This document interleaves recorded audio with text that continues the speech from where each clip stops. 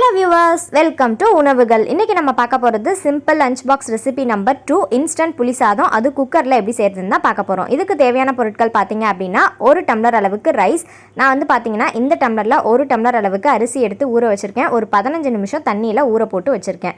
அடுத்து ஒரு medium size lemon அந்த மாதிரி இருக்கிற சைஸ்ல புளி எடுத்து வச்சுக்கோங்க. தண்ணியில ஊற வச்சிருங்க.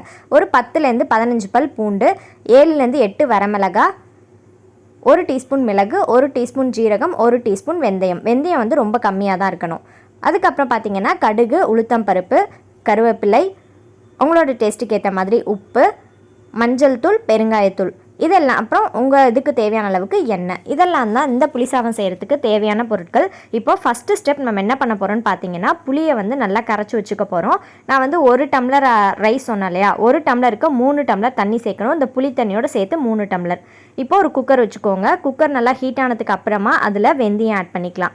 நல்லா கவனிச்சுக்கோங்க, வெந்தயம் நிறைய ஆட் பண்ணக்கூடாது. 1 டீஸ்பூன், அதாவது ஒரு 10லேருந்து 15 வெந்தயம் இருந்துச்சுன்னா போதும், அந்த அளவுக்கு ஆட் பண்ணிக்கோங்க. இப்போ அந்த வெந்தயம் கொஞ்சம் பொரிஞ்சதுக்கு அப்புறமா அதில் மிளகையும் ஜீரகத்தையும் ஆட் பண்ணிவிட்டு அதுவும் நல்லா வந்து போட்டு மிக்ஸ் பண்ணிவிடுங்க. ரொம்ப ஃப்ரை ஆகிடக்கூடாது, ஃப்ரை ஆகாமல் இருக்கக்கூடாது. மீடியமாக வச்சுட்டு இந்த மாதிரி வெடித்த உடனே அதை தனியாக எடுத்து வச்சுக்கோங்க. இதை வந்து பவுடர் பண்ணி வைக்க போகிறோம். இதுதான் இந்த புளி சாதத்துக்கு தேவையானது.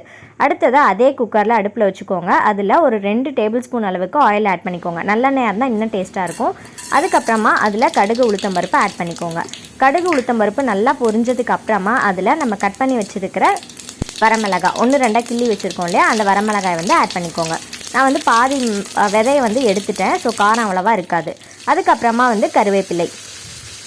அதுக்கப்புறம் அந்த புளி சாதத்துக்கு முக்கியமாக ஆட் பண்ண வேண்டியது பார்த்திங்கன்னா பூண்டு.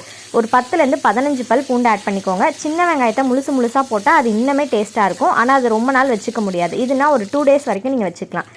இப்போ பாருங்கள், நான் 1 கிளாஸ் அளவு ரைஸ் எடுத்திருக்கேன். அதுக்கு 3 கிளாஸ் தண்ணி ஊற்றுறேன். அந்த புளி தண்ணியோடு சேர்த்து 3 கிளாஸ் தண்ணி வந்து அளந்து வச்சுருக்கேன். அதை வந்து இப்போ ஊற்றிக்கிறேன்.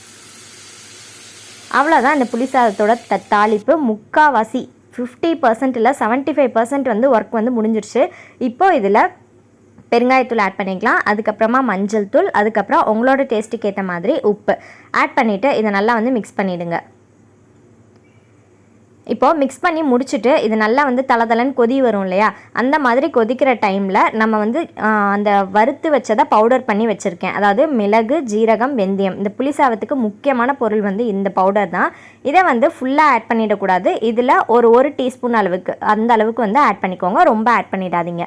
வெந்தயம் மட்டும் நல்லா கருகாமல் வறுத்துருங்க. கருகிடுச்சு அப்படின்னா ரொம்ப கசக்கும். இப்போ அந்த பவுடர் ஆட் பண்ணதுக்கு அப்புறமா நம்ம ஊற வச்சுருக்க ரைஸை உள்ளே ஆட் பண்ணிடலாம். இப்போது ரைஸ் ஆட் பண்ணி முடிச்சாச்சு. இப்போ இதில் பார்த்தீங்கன்னா நான் முன்னாடி சொன்ன மாதிரி முழுசாக சின்ன வெங்காயத்தை போட்டிங்கன்னா இன்னும் டேஸ்ட்டாக இருக்கும். அதே மாதிரியே வேர்க்கடலையும் போட்டுக்கலாம். இப்போ மூடி போட்டு இதை ஒரு 4 விசில் வர வரைக்கும் வெயிட் பண்ணுங்கள். இப்போ ப்ரெஷர் ஃபுல்லாக அடங்கிடுச்சு. இப்போ ஓப்பன் பண்ணி நம்மளோட இன்ஸ்டன்ட் புளி சாதம் எப்படி இருக்குது அப்படின்றத பார்க்கலாம். ஃபுல் ப்ரெஷர் அடங்கினதுக்கு அப்புறமா ஓப்பன் பண்ணுங்கள்.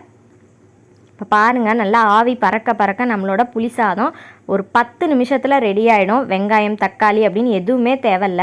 அப்படியே பார்க்குறப்பவே கிளறப்பே எச்சு ஊறுது. அந்த அளவுக்கு ரொம்ப டேஸ்ட்டாக இருக்கும். இந்த சாதத்தில் ஒரே ஒரு இது என்னென்னு பார்த்தீங்க அப்படின்னா, இந்த சாதம் ஆற தான் அவ்வளோ டேஸ்ட்டாக இருக்கும். நீங்கள் சூடாக சாப்பிட்றத விட காலையில் செஞ்சுட்டு சாயங்காலம் சாப்பிட்டிங்கன்னா இன்னும் டேஸ்ட்டாக இருக்கும். அவ்வளோ சூப்பராக இருக்கும். மதியானம் லஞ்ச் பாக்ஸுக்கு இந்த ரெசிபி சூப்பர் ரெசிபி. கண்டிப்பாக ட்ரை பண்ணி பாருங்கள். பாருங்கள், அப்படியே சாதம் ஒன்றோட ஒன்று விட்டாமல் சூப்பராக இருக்குது. இப்போ இதுக்கு குயிக்காக ஒரே நிமிஷத்தில் ஒரு சைட் டிஷ் எப்படி பண்ணுறதுன்னு பார்த்துடலாம். இதுக்கு 1/4 மூடி அளவுக்கு தேங்காய் எடுத்திருக்கேன். ஒரு சின்ன கொட்டைப்பாக்கு அளவுக்கு புளி எடுத்திருக்கேன். ஒரு பல் பூண்டு, 2 வரமிளகாய், கொஞ்சோண்டு உப்பு எடுத்திருக்கேன். இப்போ இது எல்லாத்தையுமே ஒரு மிக்ஸி ஜாரில் மாற்றிக்கலாம். தேங்காய் துவையல் இது வந்து ரொம்ப சூப்பராக இருக்கும். ஆனால் வந்துட்டு ரொம்ப நாள் வச்சுக்கலாம் முடியாது, உடனே வந்து யூஸ் பண்ணிடணும். இப்போ இதை நல்லா வந்து நான் அரைச்சி எடுத்துகிட்டு வந்துட்டேன். இது திரியாக இருந்தாலும் நல்லா தான் இருக்கும், நைஸாக அரைக்கணும்னு அவசியம் கிடையாது. இப்போது நம்மளோட லஞ்ச் பாக்ஸ் ரெசிபியான இன்ஸ்டன்ட் குக்கர் புளி சாதம் சூப்பராக ரெடி ஆகிடுச்சு. கூடவே அதுக்கான சைட் டிஷ்ஷாக நம்மளோட தேங்காய் துவையல் அதுவும் ரொம்ப சூப்பராக ரெடி ஆகிடுச்சு. கண்டிப்பாக அதை ட்ரை பண்ணி பாருங்கள். எப்படி இருக்குது அப்படின்றத நான் கீழே கமெண்ட்டில் சொல்லுங்கள். நான் இன்னொரு வீடியோவில் உங்களை நான் மீட் பண்ணுறேன். தேங்க்யூ.